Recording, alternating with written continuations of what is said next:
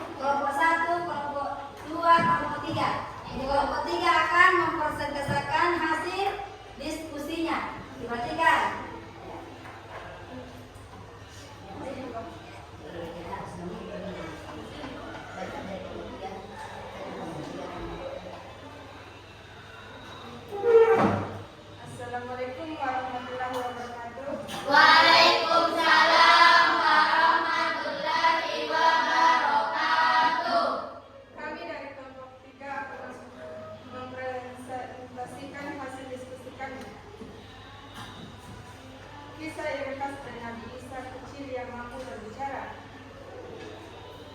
Irhas, Nabi Isa, bayi yang bisa berbicara. Apa itu Irhas? Irhas adalah kejadian luar biasa yang diberikan Allah kepada seorang calon nabi sebelum dia diangkat secara resmi menjadi nabi. Semacam mukjizat, tapi terjadi sebelum kenabian dimulai. Kisahnya dalam Al-Quran, kisah ini diceritakan secara gamblang dalam surat Maryam ayat 16-34. Ibunda Nabi Isa, yaitu Maryam alaihissalam, adalah wanita yang sangat suci. Suatu hari atas kehendak Allah, Maryam mengandung tanpa disentuh seorang lelaki pun. Ini adalah salah satu mukjizat besar dari Allah. Ketika Maryam orang-orang menuduhnya melakukan perbuatan yang tercela karena melihat Maryam membawa bayi tanpa ayah. Maryam tidak menjawab apapun, ia hanya menunjuk ke arah bayi yang masih dalam badan. Lalu orang-orang berkata, bagaimana mungkin kami berbicara dengan bayi yang masih dalam ayunan? Quran Surat Maryam ayat 29. Tiba-tiba bayi Isa pun berbicara. Sesungguhnya aku ini hamba Allah, dia memberiku kitab Injil dan dia menjadikan aku seorang nabi, dan dia menjadikan aku diberkahi di mana saja aku berada. Quran Surat Maryam ayat 30-31.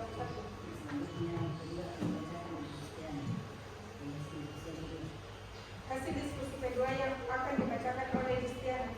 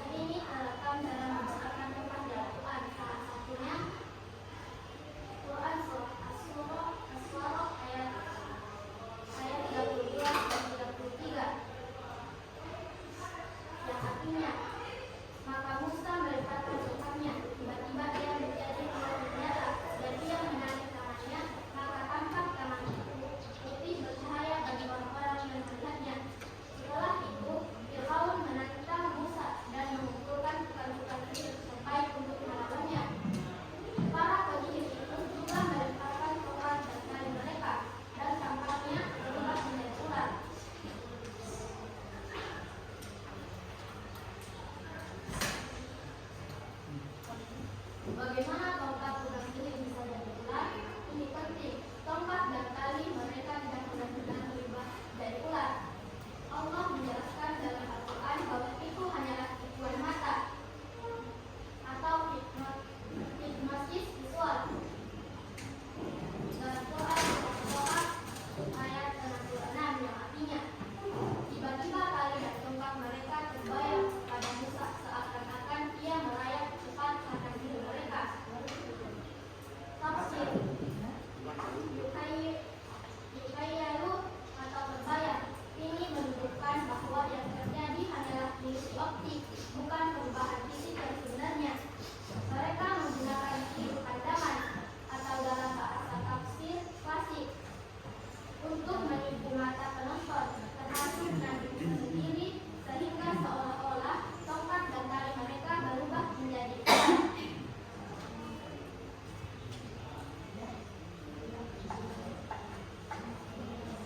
Itulah hasil presentasi kami. Dari kelompok 3. Apakah ada tanggapan dari kelompok lain? Ya, setelah mempresentasikan hasil kelompok 3, kami minta kepada kelompok 1 dan 2 ada yang menanggapi? Ada Bu. Ya, dari kelompok 2. Silakan ditanggapi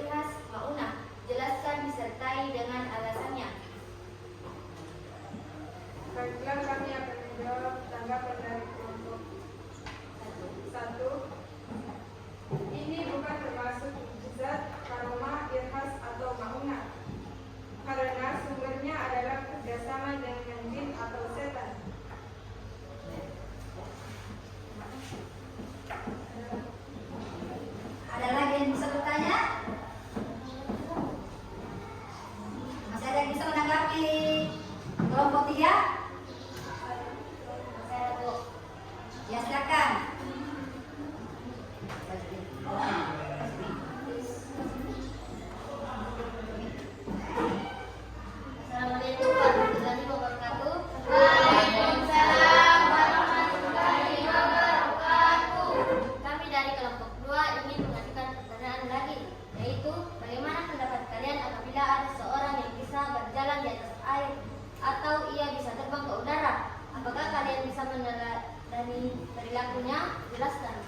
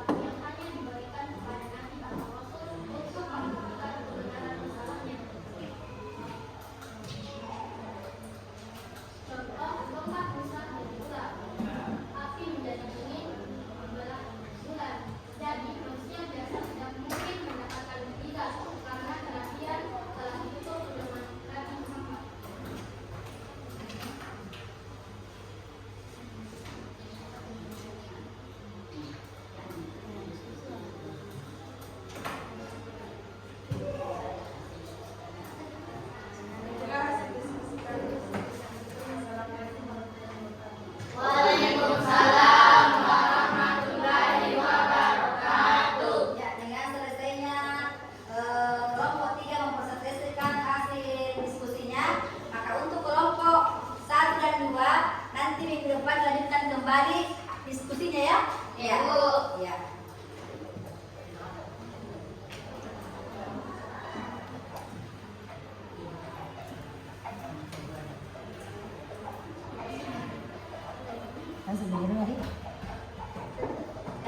Ya, jadi lagi. Lanjut Mela, Mel. Sebentar. Dengan selesainya hasil diskusi kelompok 3, maka hal yang menarik adalah yang pertanyaan dari yang pertanyaannya adalah ketika Musa memperlihatkan mukjizatnya di hadapan Fir'aun, yaitu tongkat menjadi ular. Menjadi ular. Nah, Fir'aun juga tidak mau kalah sehingga ia mengumpulkan para tukang sihir hebatnya. Ya, nah, jadi di sini, nah, bagaimana tongkat tukang sihir bisa menjadi ular? Karena itu sangat penting ya, penting. Dalil dan tali mereka tidak benar-benar, ya. Jadi itu hanya itu hanya ilustrasi, ya. Nah, dan berubah menjadi ular. Nah, kemudian tongkatnya Nabi Musa menelan semua tipuan mereka, ya. Ya, itu hanya setelah sihir para penyihir dibuat tongkat, Allah memerintahkan Musa untuk melemparkan tongkatnya. Maka Musa melemparkan tongkatnya, lalu tiba-tiba tongkat itu menelan apa yang mereka palsukan. Jadi tongkat Musa benar-benar menjadi ular hidup, ya. Nah, yang menelan seluruh tipuan sihir mereka. Nah, ini bukan hanya pembatalan sihir, tapi juga pembongkaran kejahatan dan tipuan daya mereka secara nyata. Nah, untuk kesimpulannya, ya, para tukang sihir itu tidak benar-benar mengubah tongkat menjadi ular, ya. Nah, yang kedua, mukjizat Nabi Musa adalah kejadian nyata atas izin Allah.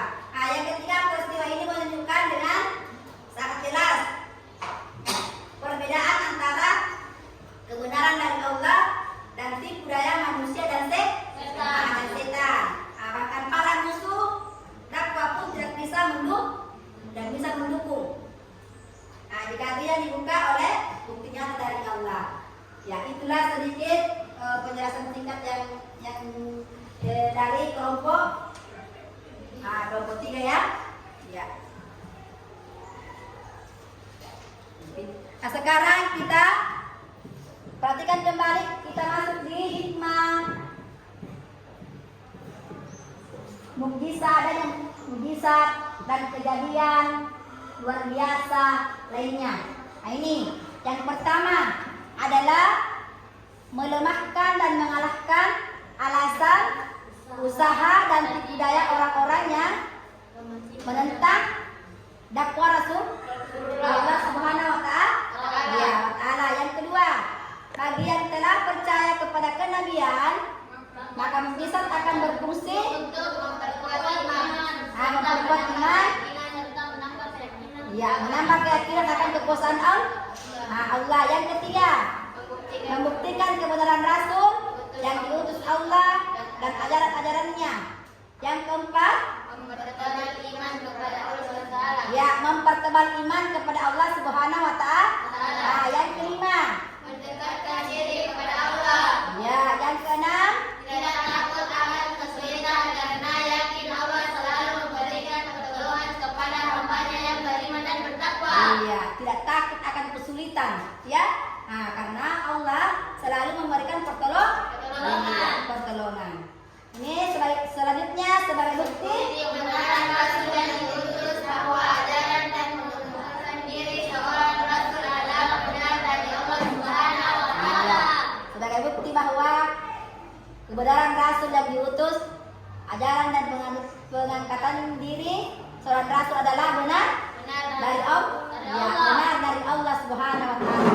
Yang terakhir, Sebagai sebagai azab atau siksa bagi orang-orang kafir. pelajaran bagi manusia yang lain. Iya. Inilah hikmah adanya mukjizat dan kejadian luar biasa lainnya. Nah, sekarang ada contoh perilaku yang mencerminkan keyakinan terhadap mukjizat dan kejadian luar biasa lainnya. Nah, yang pertama adalah tidak minta pertolongan kepada makhluk Iya. Tahu maksudnya tidak meminta kepada makhluk halus? Iya, ini maksudnya tidak meminta kepada makhluk halus karena perbuatan itu termasuk ya perbuatan syirik. Tahu syirik? Memperduakan iya, memperduakan Allah. Jadi kita semata-mata itu meminta kepada Allah. Ya, tidak meminta kepada yang lain, hanya kepada Allah. Yang kedua, meminta pertolongan hanya kepada Allah. Iya, ini meminta pertolongan, ya. Nah, yang ketiga, yakin sepenuh hati akan kekuasaan Allah. Iya, yakin sepenuh hati akan kekuasaan Allah. Jadi Allah itu maha berkuasa, ya. Nah, yang keempat, berakhlakul karimah sesuai Al-Qur'anul Karimah, sesuai Al-Qur'anul Karim. Yang terakhir adalah selalu berusaha, selalu berusaha tawakal kepada Allah Subhanahu wa Ta'ala.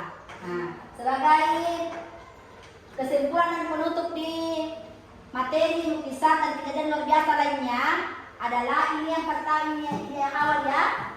Mukjizat adalah kejadian luar biasa yang dianugerahkan Allah Subhanahu wa Ta'ala, ya, kepada para nabi, kepada para rasulnya untuk melemahkan dan mengalahkan lawannya. Nah, ini sebagai bukti atas kebenaran risalahnya.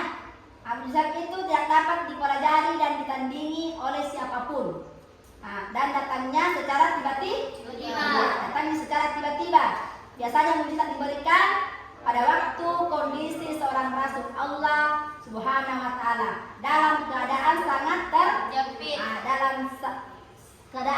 terjepit oleh musuh. Selain mukjizat, ada pula kejadian luar biasa yang Allah berikan kepada hamba-hambanya yang Dia kehendaki. Apa-apa itu kejadian yang Allah kehendaki?